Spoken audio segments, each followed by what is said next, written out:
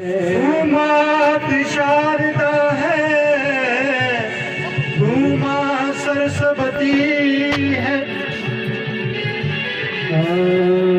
तू माँ शारदा है, तू ही माँ सरस्वती है।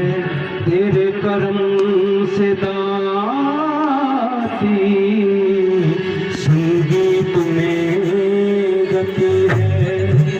तू हंस वाहनी है, आसन कमल। तू दया का जो खोले है द्वार माँ, तू दया का जो खोले है द्वार माँ। फूल पत्तियों को भी करती पार माँ, फूल पत्तियों को भी करती पार माँ। सुन ले माँ सदा गाता रहूं, ऐसा वरदान दे मुझको माँ शान दे। मैं सदा तेरी महिमा गाता रहूं, ऐसा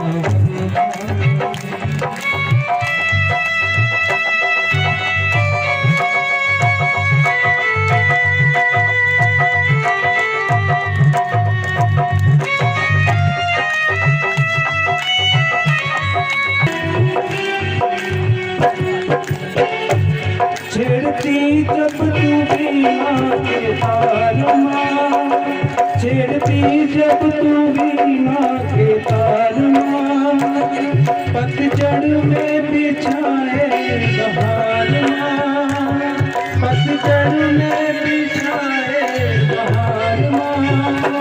सुन माँ दास्तां सदा बोल पोते मेरे शतपानी तेरे सुनाता रहूं। ऐसा वरदान दे मुझको माँ शान दे, मैं सदा तेरी महिमा गाता रहूं।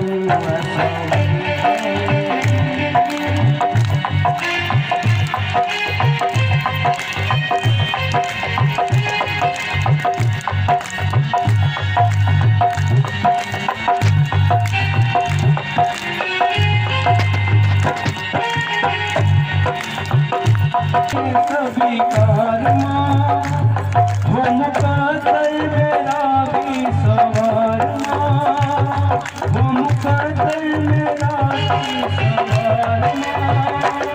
मेरी नाम तेरा सदा फूल पोते मेरे शतपानी में तेरे सुनाता रहूं। मुझको माँ शान दे, मैं सदा तेरी महिमा गाता रहूं।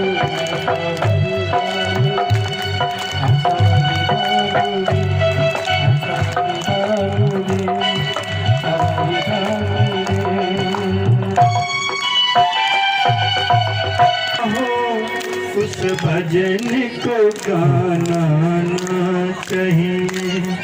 कोने कोने भजन सुनिया, हाथ खड़ा करना जिन्होंने सुनिया। ठीक है जी, अपने वास्ते एक जोरदार ताली बजाओ। जिंदा नचना मन करो और जरूर नचो, क्योंकि आखदे कि अगर उसे कोई परेशानी है, उसे अगर दिल में छपाचे वो बीमारी बन जाती। अगर खुशी है उसी भी अगर अस दिल च छपाचे या उसी भी अस टाइम टू टाइम जाहिर नहीं करचे, वो भी कोई ना कोई समस्या बन जाती। इस करी अगर खुशी है सत्संग की नाम ना हो उस भजन को गाना ना चाहिए। जिस भजन में राम का नाम ना हो उस भजन को गाना ना चाहिए।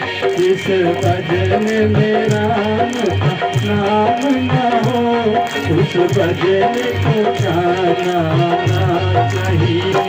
जिस भजन में राम का नाम न हो उस भजन को गाना चाहिए। जिस भजन में राम का नाम न हो उस भजन को गाना ना चाहिए। जिस भजन में राम का नाम न हो उस भजन को गाना ना चाहिए। बोलो जय जय जय जय राम, बोलो जय जय जय जय राम, बोलो जय जय जय जय जय जय राम। कैलाश देवी मेरा नाम। जय मेरी गुरु माँ, जय मेरे गुरुदेव। मेरे घर सुनेतर तो मेरे कदी होर इंदी शराब पींदे। मैं भी मां का सत्संग सुनती, मां का आगंट खांदी, मां का जल पींदी। तो मी भी जिन्हें मां का चरण च लाया, मां का चरण च लाया कि कई लोग आखदे कि ये सत्संग सुनने तो जन्ने न, पर ऐसा फर्क नहीं है। मी मां गुरुदेव पर पूरा यकीन है कि मेरे पति बिल्कुल ठीक न, कि पाठ करना, जल पीना, अमृत खाना, पाठ करना। कि जो लॉकडाउन च सत्संग नहीं सुनिया तो घर बेहियै सत्संग नहीं सुनिया, मैं बड़ा रोन आंदा कि हे मां कदों सत्संग होना, मां कदों सत्संग होना। कि मेरे पति बिल्कुल ठीक न, पर गुरु मां ने कीते, गुरुदेव ने कीते, तो एदा कोई इलाज भी नहीं आ। जो नशे च रौंदे जै अज मैं आई सत्संग सुनने, मैं गुरुदेव के घर गई तो बोला कि उत्थे पता नहीं, पता भी नहीं आज जगह का कि जिथे सत्संग होना है।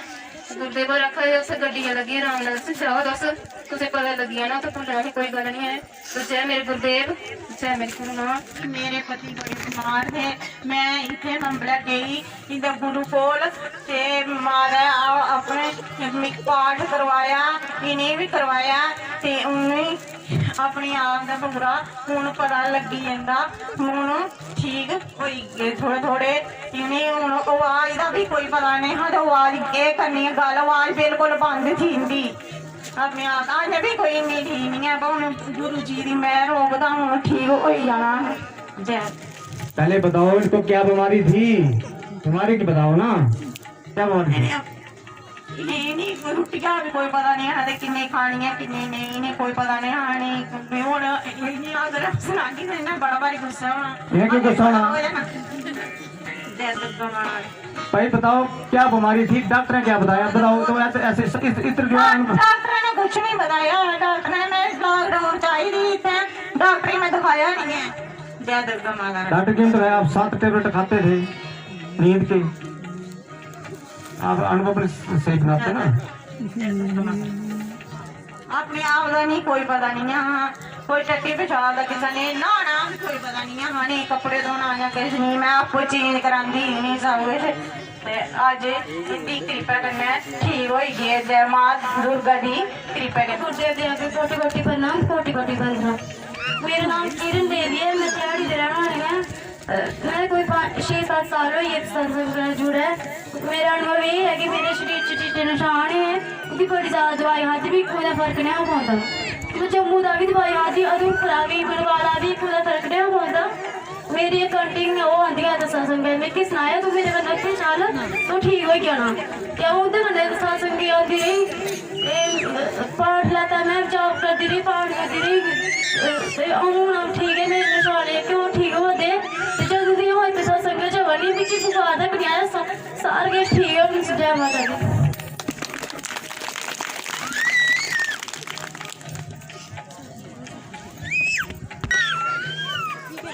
वे निशान पड़ जाते हैं शरीर में, एक ही ठीक नहीं होते, दवाई में ठीक होते नहीं होंगे। तो इस लड़की जो अनुभव सुनाया आपने, वो बहुत मुश्किल कठिन परिणाम होता है इसका। मगर सत्संग है, जो सत्संग कोई व्यक्ति आ सकता है। शास्त्रों में भी वर्णित है कि सत्संग में कोई जिसके पूर्व जन्म के अच्छे कर्म होंगे वही सत्संगी बनेगा, उसको सत्संग में आनंद आएगा। मगर जो सत्संग में जिसको रस आने लगता है, आनंद लाने लगता है, उस सत्संग छोड़ता नहीं है। क्योंकि वो जो सत्संग का आनंद है वो सदा आनंद है, वो अभी भी आनंद है, मरने के बाद भी आनंद ही रहेगा।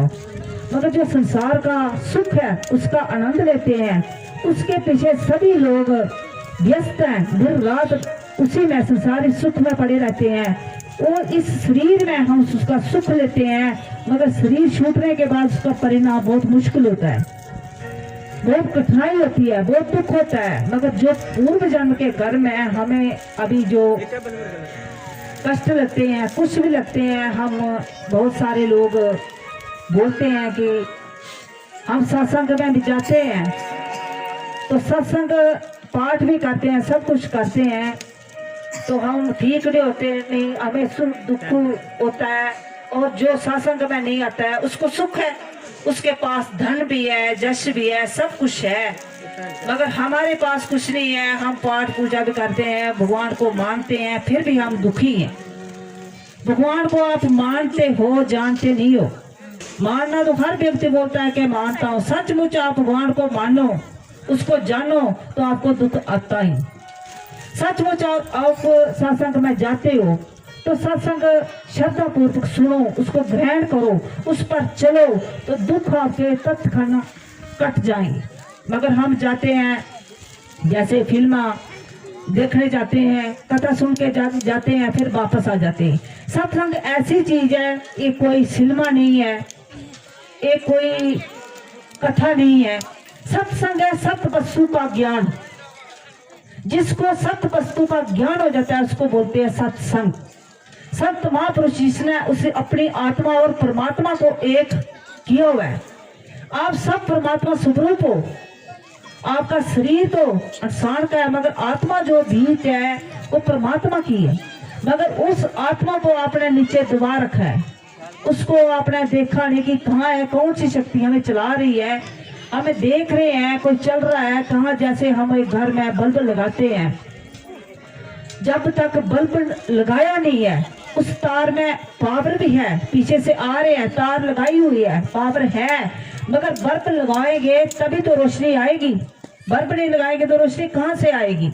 ऐसे ही कि परमात्मा का अंश आपके भीतर में है, आत्मा ही परमात्मा है, मगर उसको देखने के लिए हमें बहुत श्रद्धा करनी पड़ती है, सेवा करना पड़ती है, दान करना पड़ता है, तप करना पड़ता है, जप करना पड़ता है, दूसरे के हित के लिए करना पड़ता है, कर्म जो करना पड़ता है, यज्ञ अर्थ कर्म पर करने पड़ते हैं।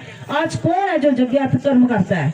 दूसरों के लिए करता है। जो शरीर हमें दूसरों के लिए मिला है, अपने लिए मिला है। जो संत महापुरुष होते हैं वो दूसरों के लिए करते हैं, अपने लिए नहीं करते।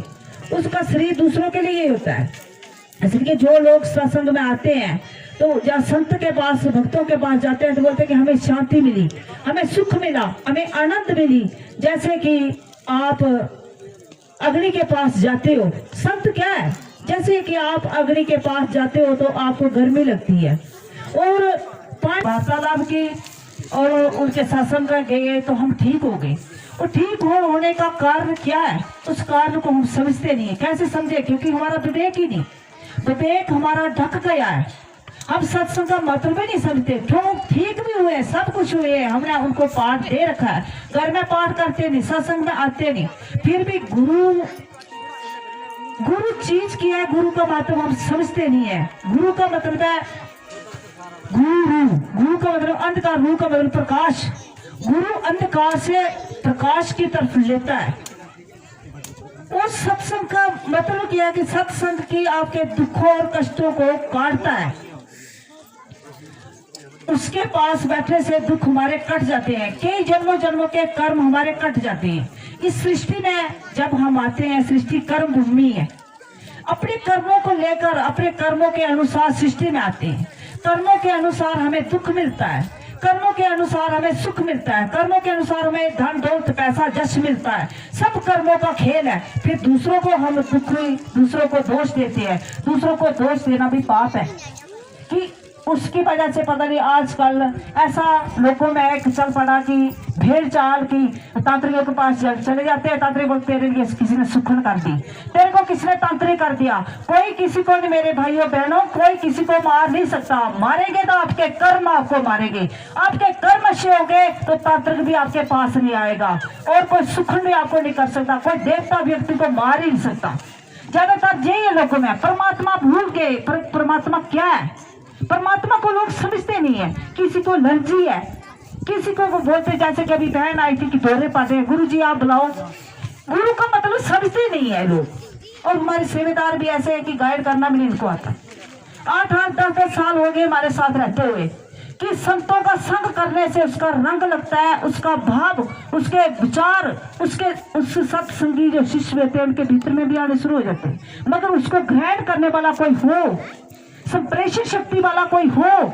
अभी सत्संग चल रहा है, अब भाई आप एक कान से सुन रहे हो और दूसरे कान से हम निकाल रहे हो, तो कहाँ परमात्मा हमें अनंत दे रहा है। हमारी झोली जो फटी हुई है, ऊपर से दे रहा है, नीचे से गिर रहा है, तो हमारी झोली में नहीं आएगा, खाली की खाली रहेगी।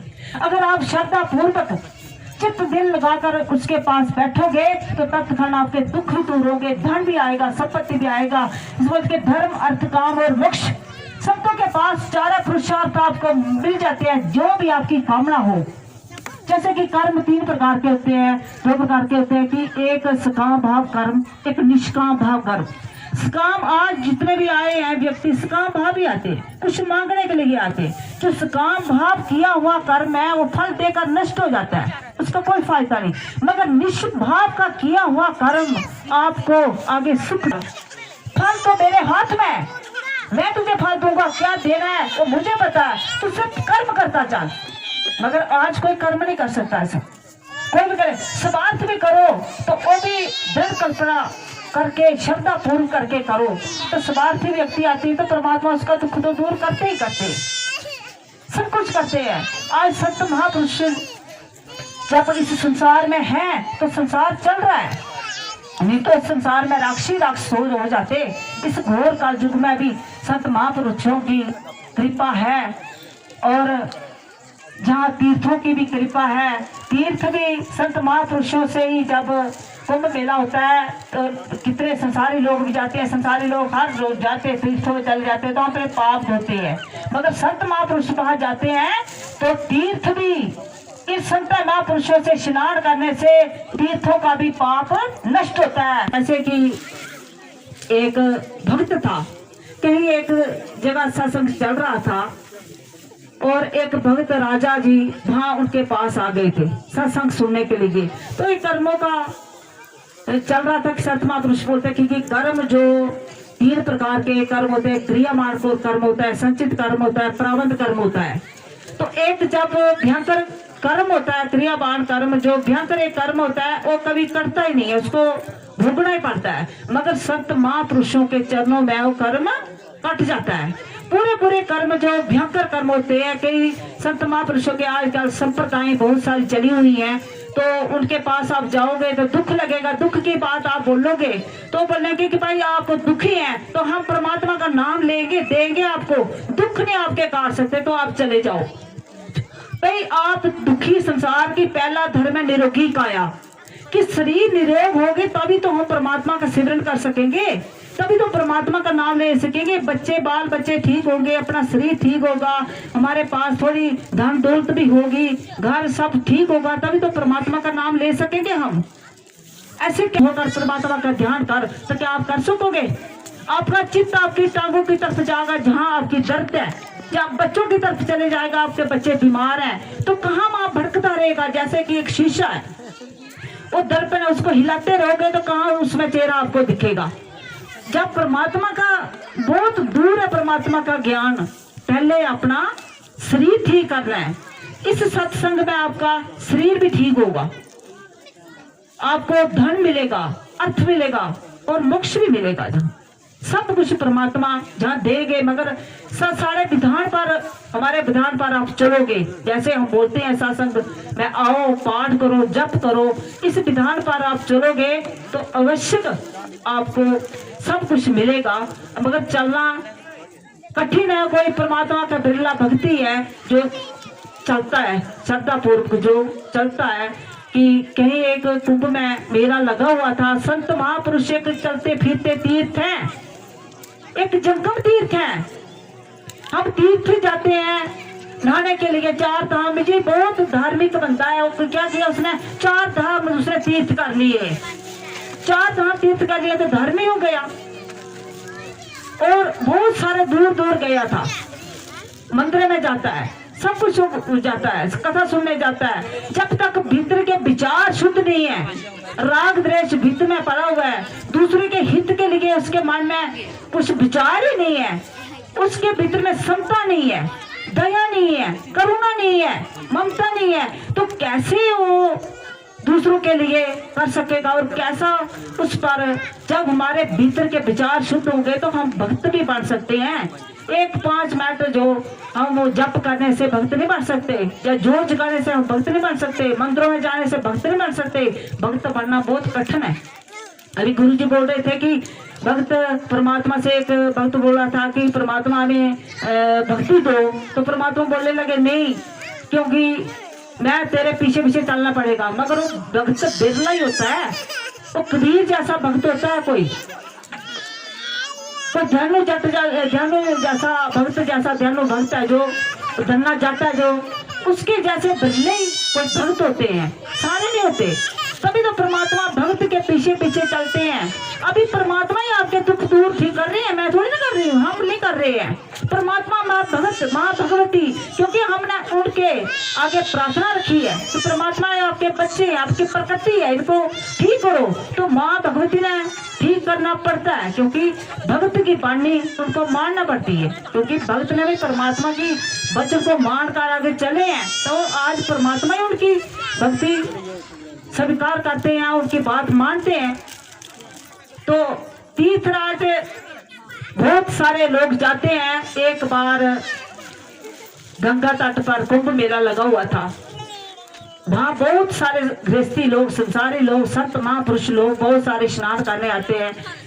तो 12-12 साल के बाद कुंभ मेला लगता है, वहाँ बहुत सारे लोग आते हैं कि हम अपने पाप धो देंगे। वहाँ कुंभ मेला है, संत महापुरुष आएंगे तो उनके स्मर्क से हमारा पाप भी दूर हो जाएगा। बहुत सारे लोग जाते हैं, संत महापुरुष आते हैं। जानते हो कि जब कुंभ मेला लगता है तो पहले संत महापुरुषों को ही स्नान करने का मौका देते हैं, बाद में संसारी लोग जाते हैं। तो कितना आनंद लेते हैं। इलाहाबाद जैसे प्रयागराज है, पूरे तीर्थों का राजा है, ऐसे ही संत महापुरुष भी एक राजा है, तो सभी संसार के दुख दूर करते हैं। तो वो प्रयागराज सभी को, अभी पिछले साल कुंभ मेला लगा हुआ था, हमारे साथ भी थोड़े सेवेदार गए थे, हम वहां गए थे। तो वहां जाकर भी कितने लोग आते हैं, अपने दुख दूर करते हैं। दुख तीर्थों में दुख दूर नहीं होते, मगर दुख वहां अपने छोड़कर आते हैं, पाप छोड़कर आते हैं। संत महापुरुष जाते हैं, उन पापों को धोते हैं, और तीर्थों को भी स्पर्श करते हैं, उनको पापों से दूर करते हैं विचारों को। अभी कलयुग आने वाला है तो शास्त्रों में वर्णित है, गंगा जमुना सरस्वती प्रयागराज सभी है। भगवान एक ओंकार से बोल रहे थे कि प्रभु जब महाकलयुग आएगा तो हम तीर्थ भी लुप्त हो जाएंगे, अपने बैकुंठ में आ जाएंगे, अपने धाम में आ जाएंगे। क्यों? क्योंकि पापी लोग संसार में बहुत सारे हो जाएंगे, पूरे पाप हमारे में छोड़ेंगे, हम पाप को नहीं सह सकोगे, पाप नहीं हमारे से सहन होंगे, क्योंकि धरती से 12 पाप है और जल से पतला ज्ञान है। तो धरती से 12 जो पाप है उसको कहाँ तीर्थ भी बेचारे सहन कर सकेंगे। दुनिया में 99% आज लोग पाप ही कर रहे हैं। संत महापुरुष बोलते हैं शास्त्रों में, जो भक्त लोग होते हैं उनका इतना विचार होता है, हिंसा करना तो दूर रहा कि कदम भी रखेंगे तो भी नीचे देखेंगे, कीड़ा पकौड़ा भी आकर हमारे कदमों के नीचे आकर मर ना जाए कि मेरा हिंसा के बिना मैं कैसे रोजी रोटी करूंगा। उसके पाप रखते हो, पापों के अनुसार कई जन्मों के कि मैंने इस जन्म में पाप नहीं किया, मुझे कैसे दुख लग रहा है। अभी आपने जो पहले मक्की बोई थी, अभी काटी, अभी खाओगे, अभी कणक आपने लगाई, अभी आगे जाकर उसको खाएंगे। तो क्रियामान कर्म जो करते हैं ये आगे जाकर आपको भुगतना है। तो संचित कर्म जो होते हैं, जो बनते हैं आपके, उस संचित कर्मों के अनुसार प्रारंभ होकर आगे आपके खड़े हो जाते हैं। तो बुरे अच्छे कर्म आपके सामने आ जाते हैं, वो आपको भुगतना पड़ेंगे। खुद की जो बोई हुई है खुद ही काटना पड़ती है, कोई और नहीं आता। जो बुरे कर्म हमने किए हैं तो खुद ही हमने काटना पड़ेंगे। किसके घर में प्रेत आता है तो प्रेत भी उस पर ही आता है जिसके कर्म हल्के हो। कोई ये नहीं हमारे घर का भी प्रेत आ सकता है, दूसरे का भी आ सकता है, कर्मों के अनुसार, क्योंकि कर्म भूमि है, इस सृष्टि कर्मों के अनुसार चल रही है। तो गंगा तट पर एक बार कुंभ मेला चल रहा था। बहुत सारे लोग स्नान कर रहे थे। स्नान करके फिर करोड़ों के हिसाब से लोग स्नान करने कुंभ मेले में आते हैं। स्नान जब करके लोग सभी अपने लोग घरों में चले गए, कुंभ मेला खत्म हो गया, तो एक संत महापुरुष वहां गंगा के तट पर ही बैठे हुए थे, समाधि लगाई, परमात्मा का सेवन कर रहे थे और अपने आनंद से गंगा तट पर बैठे हुए थे। उन्होंने देखा कि कितने सारे बहुत सारे पक्षी आए हुए हैं, काले रंग के वो पक्षी आए, उड़ते उड़ते आकर उनके पास बैठ गए और उनके पास जो धूल थी, मिट्टी थी, उसमें वो बेचारे ओट बोट होने लगे कि पूरे धूल में भर गए। देखा कि धूल में बिलते बिलते हुए ओट बोट होते होते सफेद रंग के हो गए। संत महापुरुष देखने लगे काले रंग के पंछी कहाँ से आए हैं, ये पूरे धूल में मिट्टी में लिपट रहे हैं, कैसे क्यों कहाँ से आए। देखते देखते सफेद रंग के हो गए। तो संत महापुरुष ने सोचा और फिर उनके पूछा कि संत महापुरुष जो होते हैं पेड़ों के साथ भी बातें करते हैं, क्योंकि पेड़ों में भी जीव आत्मा है और पक्षियों के साथ भी वार्तालाप कर सकते हैं। उन्होंने पक्षी को पूछा कि ये पक्षी राज आप कहाँ से आए हो। एक उन पक्षियों का सरदार था, वो बोलने लगा महात्मा जी, उनके चरणों में दंडवत प्रणाम किया, महात्मा जी हम पक्षी नहीं है, हम बहुत सारे तीर्थ हैं, वो पक्षी के रूप में जहाँ आए हुए हैं, क्योंकि बहुत सारे लोग जो आते हैं वो तीर्थों में नहाते हैं, संसारी गृहस्थी लोग, कोई भी लोग पापी लोग जब आते हैं तो हमारे पास पाप छोड़ देते हैं। उस पाप के कारण हम काले हो गए थे और काले जब हम हो गए तो फिर हमने बोला कि जहाँ कुंभ मेला लगा हुआ था संत महापुरुष आए हैं और उन्होंने स्नान किया है, और जो मिट्टी है धूल है जहाँ में इनके चरण लगे हुए हैं, और चरणों में जो स्पर्श की हुई धूली है, वो धूली से हम ओट पोट होंगे, वहाँ लिपटेंगे तो वो धूल हमारे चरणों में हमारे शरीर में लगेगी, उस धूल से हमारे पाप धुल जाएंगे। इसलिए अभी हम श्वेत रंग के हो गए हैं कि श्वेत की हमारे पाप धुल गए। आपकी कृपा से, आप संत महापुरुषों की कृपा से हमारे जो पाप धुले हुए हैं, तो ये होती है संत महापुरुषों की कृपा। संत महापुरुषों के पास संपर्क करने से, उनके साथ वार्तालाप करने से आप लोग जो ठीक होते हैं, आपके कर्म कटते हैं, आपके पाप जो धुलते हैं, इसलिए आप लोग ठीक होते हैं। मगर आज कोई ऐसा समझता नहीं है, कोई नहीं समझता कि संत महापुरुष ऐसे उसको साधारण व्यक्ति की तरह समझने शुरू होते हैं। अगर संत महापुरुष सत्य आप अपना अनुभव देख कर भी लोग भी समझते ही नहीं। अभी कितने लोग ठीक हुए हैं, खड़े हुए थे, अभी हमने बोला कि भाई दो शब्द वाणी का अपमान किन्होंने किया, वाणी को मानना नहीं रहना है। अगर वाणी की गुरु की वाणी, गुरु का वचन ही वरदान होता है, गुरु का वचन ही वरदान होता है, गुरु का वचन ही वरदान है। जो गुरु बोल ले कि मिट्टी ले ले, तू अपने घर में मिट्टी रख ले, और जो जहां दर्द है मिट्टी लगा ले, तो मिट्टी से ठीक हो जाएगा। और उसकी वाणी काम करती है, क्योंकि उसकी वाणी सिद्ध है। परमात्मा ने उसको वरदान दे दिया है कि तू जो बोलेगा, जैसे कि गुरु ग्रंथ साहब में भी जो बोला है कि जैसे गुरु नानक बोलोगे, जो बोले सो निहाल, कि जो तू बोलेगा वो निहाल हो जाएगा, वो ठीक हो जाएगा। मगर तेरी वाणी पकड़ेगा तो, आज वाणी नहीं पकड़ते लोग। जब हम बोलेंगे बार बार फोन कर देंगे, फिर वाणी पर जो हम काम आपको बोलते हैं कि ये आपने काम करना है, तो चाहे कुछ भी हो, आपसे हो ना हो, कुछ भी हो, अपना कोशिश करनी है, करना है कि अभी आना तो आना है। गुरु का वचन है, और गुरु का जो गुरु के पीछे चलता है, कि भगवान भी बोलते हैं कि मैं भी गुरु के पीछे चलता हूँ, कि गुरु की चरण धूली भी राज्य भी हो अपने शरीर में लगा लोगे, वो भी पक्षी उसमें से ठीक हुए हैं, और किसमें ठीक हुए हैं, तो गुरु से कर्म कुटोते हैं। जैसे कि बोल रहे थे कि एक कहीं सत्संग भी चल रहा था, तो गुट हो गया कि आप लोग भी कहीं की संशय कर देते हैं कि ठीक हो कि ना हो, क्या पता क्या होगा। आए तो थे, अभी कितने भाई बंधु हैं अपने अनुभव बताए, बिल्कुल ठीक हो गए हैं, फिर बोलते अभी ठीक नहीं हुआ मगर हो जाएगा। अभी ये बहन जो अनुभव दे रही थी, सुखे तला की है, इसका पति था, कितना बीमार था, अपनी होश नहीं थी इसको। और बाड़ी के एक भाई अब आज सत्संग में नहीं आए होंगे, जिस दिन ये आए वो आए थे, उन्होंने देखा था, इनको पकड़ कर लाया था, बात भी नहीं होती थी, इसकी बात कोई समझ नहीं सकता था कि बोल क्या रहा है।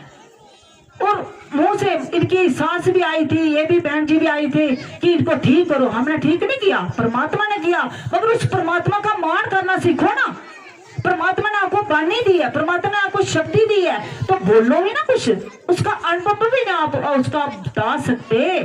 प्रेतों ने इतना भयंकर आप पर प्रभाव डाल दिया कि अपना अनुभव भी नहीं बता सकते। तो नलाती भी ये थी, कपड़े भी चाहे चाहे करती थी, खाने का पता नहीं, लैटरिन का पता नहीं, पेशाब का पता नहीं, तो उस बंदे पर क्या बीती है, उस बहन पर क्या बीती है, आप बताओ आप सभी। फिर अनुभव भी अपना नहीं बताना।